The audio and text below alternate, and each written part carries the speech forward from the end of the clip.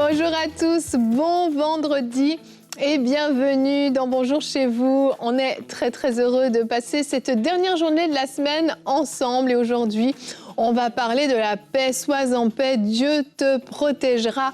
On parle de protection divine aujourd'hui, de cette assurance que Dieu est avec nous et qu'il nous protège. Et je suis avec Nadine et Aurélie pour parler de ce super sujet. Salut les filles. Hello Evelyne, coucou Aurélie. Non. Les thèmes sur la protection divine sont super, je trouve. Parler une autre langue. Ça te fait parler une autre langue. Est-ce que tu sais dire autre chose que buongiorno? Obrigado. Elle parle diverses langues. Je dis d'autres langues. C'est vrai. C'est parfait. Continue Aurélie, ne change pas. Aujourd'hui, on a un très beau C'est mon histoire. On va écouter l'histoire de Jean et Violette Ruland. Alors, Violette Ruland nous a raconté déjà pas mal d'histoires assez folles. Mais là, en fait, c'est des histoires vraiment de témoignages de protection divine qu'ils ont vécu dans leur vie, dans leur couple, dans leur vie personnelle. Et c'est vraiment, vous allez voir comment Dieu est intervenu de façon tellement surnaturelle et puissante. C'est très édifiant. Je vous laisserai découvrir ça tout à l'heure. Mais quand on parle de protection divine, je crois que c'est vraiment un témoignage qu'il ne faut pas manquer. Donc, on découvrira ça en deuxième partie d'émission. Mais pour l'instant, on va vous exhorter à la protection divine, à être en paix et à croire que le Seigneur est avec vous et prend soin de vous. On commence avec toi, Nadine, dans la pensée du jour.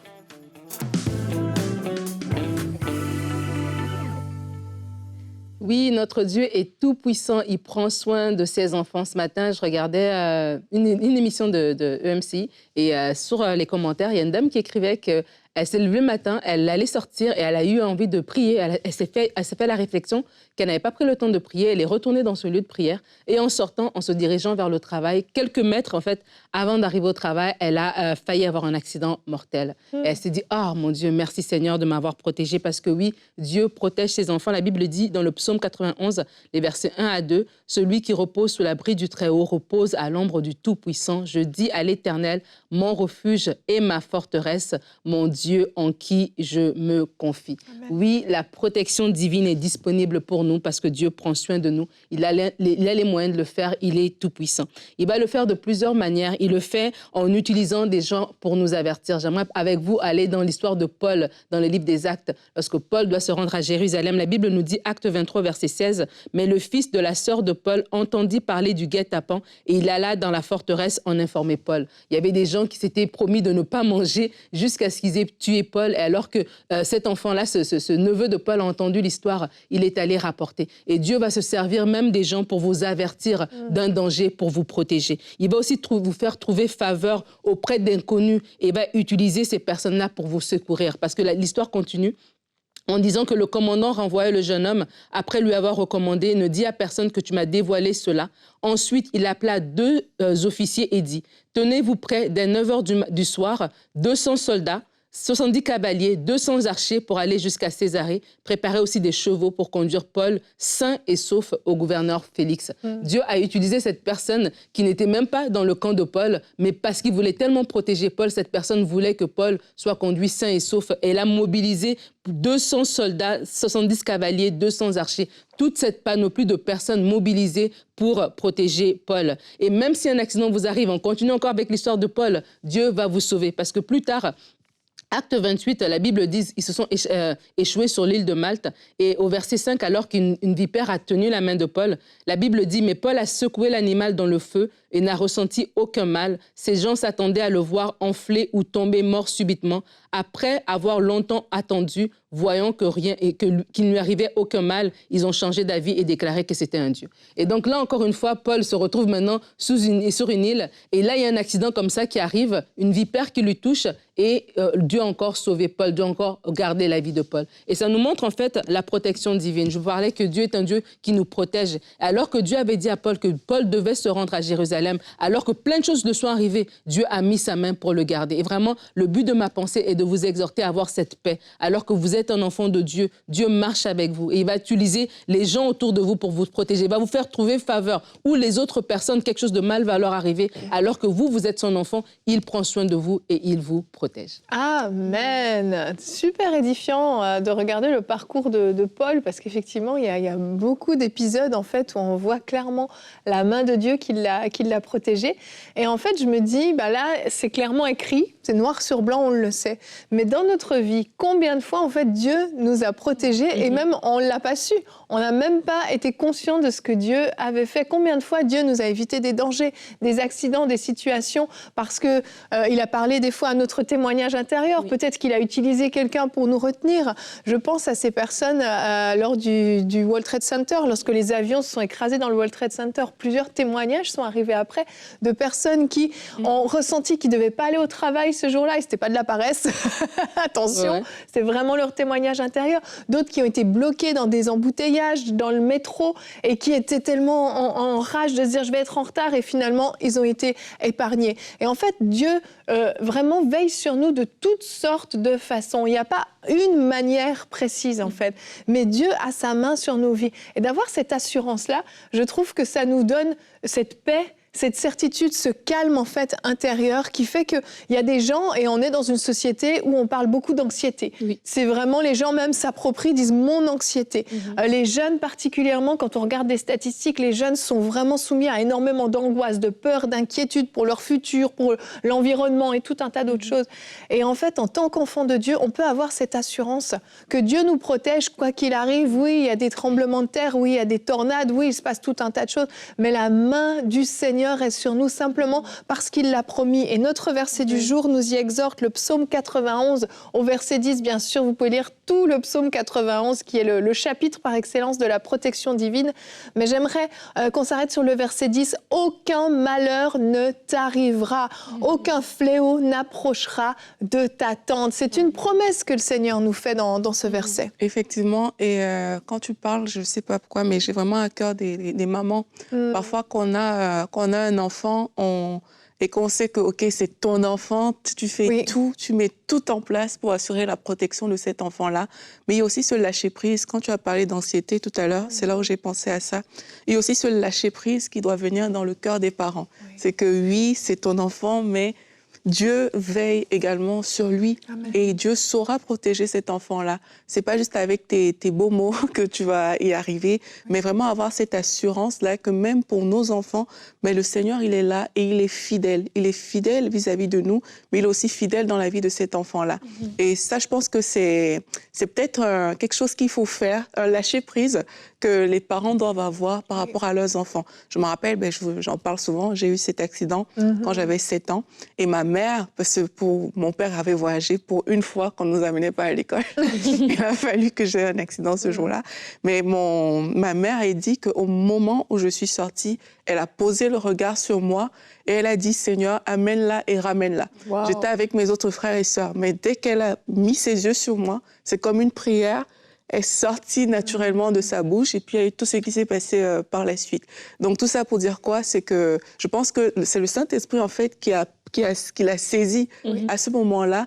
Donc Dieu, il veille en fait. Il veille sur nous et on doit avoir cette assurance-là qu'il est là, il veille et avoir... comment on appelle ça? Un peu comme quand tu parlais des personnes qui ont été averties, une sensibilité, voilà. Ouais. Avoir cette sensibilité aussi à l'intérieur de nous, non seulement l'assurance, mais la sensibilité qui nous permet de dire, s'il y a quelque chose à l'intérieur de moi qui ne fonctionne pas, OK, je vais suivre la voie de l'Esprit de Dieu. Oui. Mais pour ça, bien entendu, il faut avoir une relation avec Dieu. Ce sera plus facile, en tout cas, quand on a une relation avec Dieu. Mais il faut avoir confiance que, aussi bien pour nous comme pour nos enfants, Dieu, il est là, il veille. Je peux raconter plein d'histoires comme ça. Ma mère m'a raconté une autre histoire où elle était en train de... je ne sais pas, elle voulait soulever une pierre dans une maison, mais elle a entendu « ne crie pas ». Et quand elle a soulevé, il y avait un serpent qui était sous la pierre. dans notre maison en Afrique.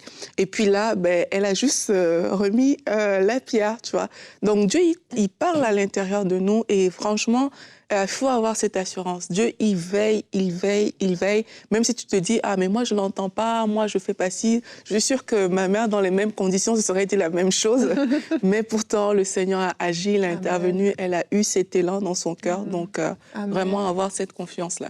Je peux rebondir rapidement sur ce que tu dis, Aurélie, par rapport aux parents, parce que moi, j'ai une fille, elle est assez maladroite. Elle lui arrive tout un tas de choses tout le temps. Elle est comme pas trop conscience de son environnement. Et en fait, elle est tombée dans les escaliers très souvent. La première fois, elle avait 6 mois quand elle est tombée dans les escaliers. Donc, c'est pour vous dire, et il y en a eu pas mal d'autres depuis. Et en fait, j'ai beau lui dire, fais attention, ne cours pas dans les escaliers, tiens la rampe, fais ci, fais ça. Bref, j'ai mis en place toutes les précautions possibles. Mais régulièrement, elle manque une marche, elle glisse, elle est dans la lune, elle court, bref. Et en fait, j'ai très vite dû apprendre avec mes enfants, mais particulièrement avec ma fille, à dire « Seigneur, moi, je fais ma part. Mais toi, fais la tienne. » Il y a des choses que je ne peux pas protéger. Je ne peux pas être avec mes enfants 24 heures sur 24 quand ils sont à l'école.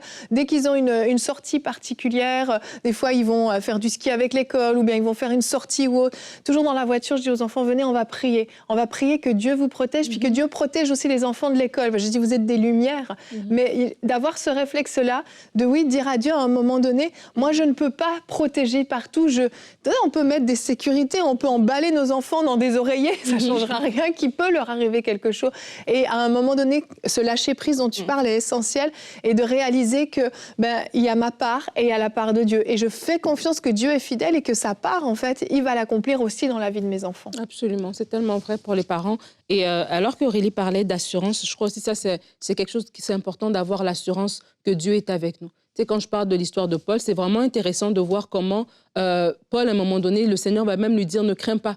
Tu vas aller comparaître devant l'empereur. Parce que des fois, il y a des choses qui peuvent arriver et la crainte peut entrer dans notre cœur. Mais d'avoir cette assurance que oui, Dieu est avec moi, Dieu me protège, il garde mon départ et mon arrivée. Et ça, c'est important dans notre cœur aussi de repasser ces paroles-là, de repasser ces promesses-là, d'avoir cette relation avec le Seigneur, tu disais tout à l'heure, Aurélie, pour pouvoir entendre sa voix. Parce que des fois aussi, le Saint-Esprit va aussi nous empêcher. Dans Paul aussi, dans l'Acte, plusieurs fois, il va dire, on a voulu aller là, l'Esprit de Jésus-Christ nous a empêchés, on a voulu faire ça, le Saint-Esprit nous a empêchés. Donc, des fois aussi, le Seigneur va nous empêcher d'aller quelque part, mais des fois, on va aller quelque part et quelque chose va arriver, mais rien va notre vie ne sera pas atteinte, en fait. Et sa protection divine va être là, il va peut-être passer par quelqu'un pour nous avertir ou va nous faire trouver faveur, mais la protection de Dieu est là. Et c'est super important de le réaliser pour ne pas tomber dans l'anxiété. Moi, il y a pas si longtemps que ça, il y avait un de mes cousins au Congo qui tout le monde a eu un accident, sauf lui. Le même carrefour où la veille, son ami a eu un accident mortel,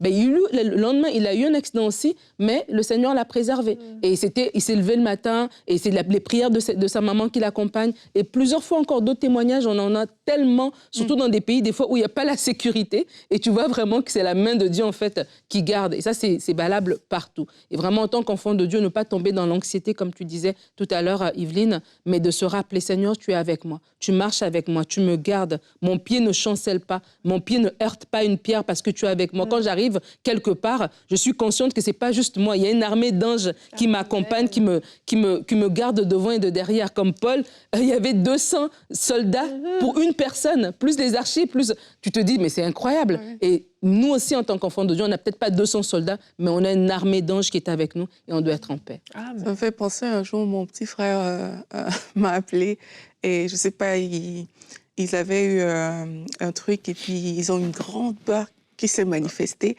Et puis là, je lui ai dit, tu sais, si Satan pouvait te tuer, tu serais mort depuis longtemps. Et puis là, c'est comme la foi a surgi juste avec cette parole. Et parfois, je pense qu'on a des peurs qui viennent juste du fait qu'on ne comprend pas que Dieu est vraiment avec nous. Comme tu disais, Nadine, il est là. Et peu importe ce qui se passe autour de toi, quand la main de Dieu est là sur toi, il n'y a rien qui peut te ravir de ses mains. Comme la Bible dit, avec Dieu, il n'y a rien qui peut nous ravir de ses mains. Et il faut avoir cette conscience-là. Même s'il y a un danger, même quel que soit ce qui se passe, même si tu as la meilleure sécurité au monde, elle ne vaut rien devant la sécurité de Dieu. Amen. Et il faut savoir embrasser la sécurité de Dieu et marcher avec ça. C'est très, très vrai. Et c'est ce qu'ont fait les Rulans. Ils ont eu vraiment des témoignages exceptionnels que je vous laisse donc découvrir dans la rubrique « C'est mon histoire ».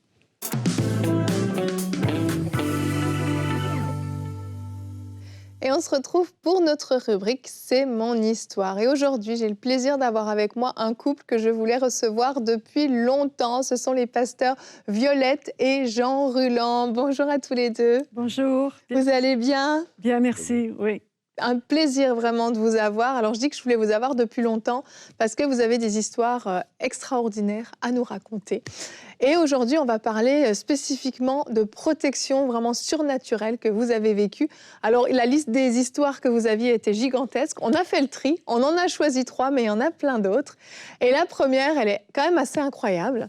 C'est Jean, vous allez nous la raconter. En fait, vous étiez en voiture avec vos 2 filles à l'arrière, tous les 4 en famille, en train de rouler sur une route de campagne. Et je vous laisse nous raconter la suite. Oui, c'est vraiment surnaturel. C'est quelque chose d'extraordinaire. Oui. C'est divin. Amen. Et sur la route, et puis tout à coup, on a dévié, je ne sais pas comment, peut-être on a glissé, je pense. Non. Et puis, on s'est retrouvé devant une moissonneuse, batteuse. Et là, il y avait une autre voiture aussi qui arrivait. On s'est dit, bon, on fait un face-à-face.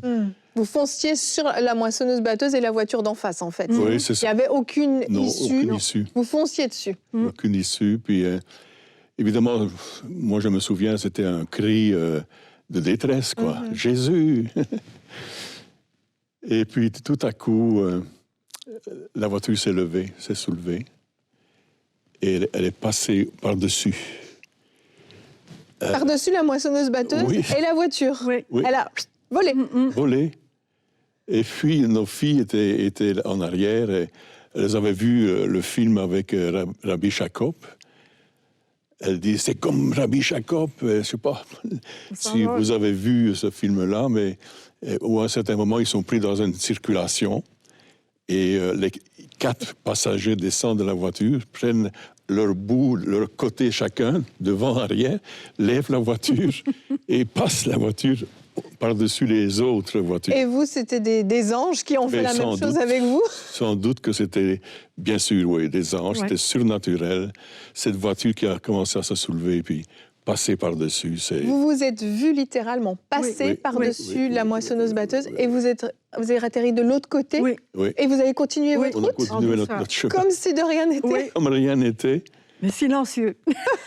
Silencieux, sous le choc de ce qui venait de vous arriver. C'était vraiment Dieu qui nous a protégés. Ça a été une protection divine, quoi. Vraiment, ça aurait été catastrophique. Ça aurait été, On était... Incroyable, incroyable. Ah, vraiment. Mais peut-être que, juste rajouter que, vous savez, avant que nous venions au Québec, Dieu nous avait avisés, nous avait prévenus qu'on se retrouverait devant des situations où la mort, on ferait face à la mort. On ne peut pas imaginer que ça aurait pu faire partie de cela. Vraiment. Mais il nous a dit, mais j'arracherai la mort de ma propre main. Et puis de sa main. Alors je pense que ça, c'est un aperçu de ce qu'il nous avait préparé. Puis au béni Dieu. Vraiment, vraiment. Violette, vous aviez un verset que vous aviez à cœur par rapport à cette histoire. Oui, le verset du psaume 91, versets 11 et 12. Il est dit que Dieu ordonnera à ses anges de nous garder et que les anges nous porteront. Et c'est ce qu'on a vécu. Amen. Vraiment, Dieu a envoyé ses anges et nous a portés. Et la voiture en douceur, on ne sentait rien, comme si on était assis dans le fauteuil ici. Puis tout en douceur, puis on a atterri, excusez le terme, mais on a atterri, puis on a continué. Là, on se regardait, on était tellement éblouis, surpris, on glorifiait Dieu dans notre intérieur. On était tout un temps sans parler, parce qu'on avait vu quelque chose là de surnaturel. Oui, la gloire. Vraiment, amen. La gloire. Amen. Et vous en avez vécu d'autres, des aventures. Le Seigneur vous a protégé aussi, vous, avec vos filles. Oui. Jean, vous étiez en voyage à ce moment-là, vous étiez absent. En France. Et vous habitiez une vieille maison quand même, avec une chaudière. Très vieille. C'est ça. Et qu'est-ce qui s'est passé, Violette? C'est que le soir, tout était correct. Donc, j'ai mis les filles couchées. Moi aussi, je me suis couchée. Mais à un moment donné, j'ai senti mon lit secoué. Mais vraiment, on secouait mon lit. Et j'avais peine à ouvrir mes yeux. Je voulais me réveiller, mais j'arrivais pas. Je me sentais mal. Mais on secouait très fort mon lit. Puis je savais que les filles étaient couchées, mon mari n'était pas là. Puis à un moment donné, c'est comme si quelqu'un avait comme entrouvert mes yeux. Et là, je voyais dans ma chambre, c'était bleu. C'était bleu. Il y avait comme un brouillard tout bleu. Et j'ai réussi à me rouler à terre, à sauter, à me jeter carrément du lit. Je me suis traînée vers la chambre des filles. Puis j'avais du mal à respirer. Je me sentais toujours comme partir comme en syncope, un peu, perdre connaissance. Puis j'ai arraché les filles de leur lit. Je les ai sorties à l'extérieur. J'ai réussi l'une après l'autre. Je suis rentrée rechercher des couvertures. C'était l'hiver. J'ai été chercher les couvertures. Je les ai enveloppées. Puis elles étaient comme évanouies. Moi, j'ai essayé de reprendre mon oxygène, mais je voyais dans la porte grande ouverte, je voyais que c'était comme bleu. Je dis, qu'est-ce qui se passe? Puis là, j'ai réussi à appeler une chrétienne qui est venue tout de suite. Puis elle me dit, mais vous êtes en train d'être asphyxiée. Alors, elle a aidé les enfants. C'était les filles en premier. Elle a téléphoné à une autre chrétienne qui est venue. Puis ce qui s'était passé, c'était que la chaudière, il y avait eu un bris et ça ne fonctionnait plus. Puis, au lieu que ça chauffe, mais c'était comme du gaz qui venait... Du gaz carbonique, en fait, voilà. qui envahissait la maison. Oui. Et là, vous étiez en train d'être intoxiqué par le carbone, finalement, oui. C'est ça? Puis je me disais, quand je suis revenue plus ou moins à nous, parce qu'elle nous a complètement sortis dehors, à un moment donné, elle nous a mis dans sa voiture, puis je disais, mais qui c'est qui m'a secouée? Mon lit était secoué, mon mari n'est pas là, les filles étaient comme parties. Moi-même, j'étais un peu... je perdais comme connaissance, j'étais comme... Et là, j'ai compris que Dieu avait secoué mon lit pour me faire comme revenir un peu à moi, me ressaisir, puis me sauver, moi et mes filles. Oui. Alors, Dieu est capable de tout. Amen. Dieu est capable de tout. Et il y a un psaume, il y a plusieurs psaumes, mais quand on lit le psaume 46 ou le psaume 121, on voit vraiment que Dieu vient à notre secours. Un jour, oui, on doit tout partir. À moins que Dieu revienne, on va être enlevé. Mais Dieu ne permet pas que l'ennemi vole notre vie avant que lui l'ait décidé. Amen. Et il vient à notre secours. Amen. Il nous protège. La protection de Dieu, c'est quelque chose d'incroyable. Et c'est là qu'on réalise comment c'est merveilleux d'être dans les mains de Dieu. Oui. Parce qu'il est notre rocher. Il est celui, on est à l'abri. Il est notre forteresse. Et ça, c'est quelque chose de fantastique. Vraiment. Et vous l'avez vécu encore à une autre occasion, une histoire tout aussi folle qui vous est arrivée. Vous étiez à l'église ce dimanche-là et tout à coup, Dieu vous dit à vous, Violette, il vous dit « Violette, sors ». Oui. Et qu'est-ce qui se passe? On était dans une polyvalente parce qu'on était en train d'évangéliser et d'essayer de débuter une église qui est là maintenant, qui est toujours là, qu'on a débuté et qui est toujours là. Et alors, c'était moi qui devais prêcher. Et à la fin de la louange, j'ai entendu une voix très claire. « Violette, tu sors. » Mais alors, je dis, « Mais Seigneur, je ne peux pas sortir, je vais prêcher bientôt. »« Violette, sors, sors. » Alors, j'ai dit à mon mari, « Écoute, je dois sortir. » Il dit, « Mais tu prêches. » J'ai dit, « Non, tiens mes versets, organise-toi avec mes versets. Moi, je dois sortir, je ne sais pas pourquoi, mais Dieu me dit, sors. » Alors, je sors. Alors, je suis partie. Puis... comme je tourne, je vois vous savez, dans les polyvalentes, il y a des grands couloirs avec des cubes où les étudiants s'assiedent. Je vois un homme je tourne, mais lui, il tourne là-bas au bout. Alors, je me suis dit, mais c'est quelqu'un qui vient chercher où on a la réunion. Alors, je vais vers lui, mais je vois qu'il avait un blouson à moitié ouvert. Il avait sa main dedans. Alors, j'ai dit, monsieur, vous cherchez la réunion? Il me dit, non, c'est toi, Mme Brûlant. J'ai dit, oui. Il dit, je suis venu te tuer. J'ai dit, pardon? J'ai dit, je ne vous connais pas. Il dit, je suis venu te tuer. J'ai dit, ah non. J'ai dit, assieds-toi là. Il y avait des cubes. Alors, il s'assied. Dieu avait le contrôle. Il s'assied, moi je m'assieds, j'ai dit, pourquoi vous êtes venu me tuer? Ce qu'il y a, c'est qu'il avait ce qu'on appelle une blonde ici au Québec, une copine, puis elle avait accepté le Seigneur, je l'avais amené au Seigneur. Puis lui venait de sortir de prison, tentative de meurtre. Alors, son ami de fille lui parlait du Seigneur. J'ai rencontré le Seigneur, on m'a parlé du Seigneur, il a transformé ma vie ancienne, je ne l'avais plus. Alors, il dit, mais non, il dit, il faut que tu reviennes avec moi. Il disait, non, moi je suis Jésus. Alors il dit, mais qui c'est qui t'a bourré la tête avec Jésus, Jésus? Je veux plus que tu me parles de Jésus. Elle dit, mais c'est lui qui m'a transformé, il peut le faire pour toi. Il dit, moi je veux pas, je veux continuer à vivre ma vie. Alors, elle lui a dit qui j'étais, puis c'est pour ça qu'il était venu pour me tuer. C'est incroyable. Il sortait son gun, il le remettait. Puis, alors j'ai commencé à lui dire, écoute, quand Jésus était crucifié, il y avait 2 brigands. Il y en a un qui refusait le Seigneur. L'autre, il l'a accepté, il était sauvé. J'ai dit, Dieu peut faire la même chose pour toi. J'ai commencé à lui prêcher l'Évangile, à lui témoigner, à lui dire comment Dieu l'aimait, qu'il était bon et qu'il pouvait le sauver. On est resté là, il est parti, voilà, je suis toujours en vie. Oui, vraiment. Quelques jours plus tard, il est venu dans la maison, il avait trouvé mon adresse. Quand j'ai ouvert la porte, j'ai vu que c'est lui. J'ai dit, mais rentre. Il m'a dit, j'ai dit, mais qu'est-ce qui se passe? Et il s'est mis à pleurer. Il m'a dit, depuis que tu m'as parlé de Jésus, je l'ai dans la tête. Tout ce que tu m'as dit tourne en rond. Il dit, je veux ce Jésus. Et il a accepté le Seigneur à la maison. Il était sauvé. C'est incroyable. Il était sauvé. Puis j'ai un autre psaume, le psaume 5, versets 12 et 13. Il est dit, tu les protégeras. Tu les entoures de ta grâce comme d'un bouclier. Il est notre protecteur. Amen. Il nous protège de toutes les situations. Quand on aime Dieu, quand on le suit, quand on a donné notre vie, qu'on est en accord avec lui, que ce qu'il désire, c'est notre désir. Dieu intervient et il nous sauve. Amen, amen. On est dans ses mains. Vraiment, vraiment. Et ces histoires que vous nous racontez aujourd'hui en témoignent. Et comme j'ai dit, c'est quelques histoires parmi tant d'autres. Ouais.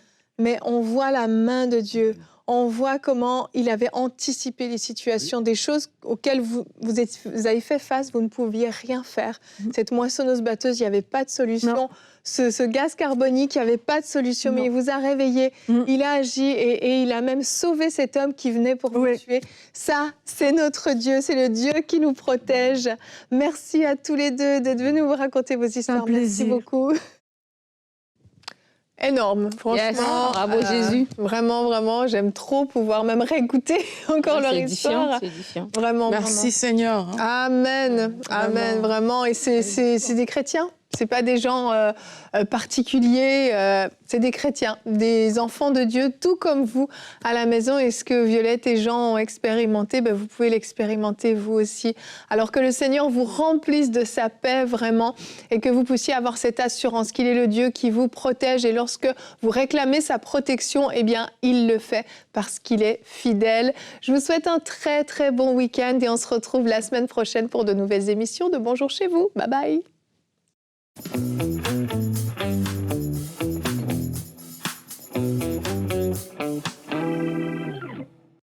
Chère famille des partenaires, récemment nous vous avons partagé des nouvelles exclusives et importantes. Vous allez être très surpris et très content. 15 minutes par jour pendant 2 mois. Donc un laps de temps très défini, la personne elle aura tout l'éventail de c'est quoi être un chrétien. On aura donc la Bible multiversion. Donc on a les notes, les liens, les stickers. C'est un projet titanesque, c'est vraiment énorme. Tous les projets, toutes les applications qui sortent de cette envergure-là, il y a toujours une version bêta. 50 personnes au total il nous faut pour ma Bible. C'est tout nouveau, c'est sorti aujourd'hui. Un nouvel espace sur le site qui s'appelle l'espace partenaire. Alors sur cet espace, comme vous le voyez, vous pourrez suivre l'actualité des projets, participer à nos lives privés, consulter l'historique de vos dons. Vous pouvez désormais retrouver ce live en intégralité sur votre espace partenaire. Connectez-vous dès maintenant sur emcitv.com/partenaire. Merci pour votre précieux soutien.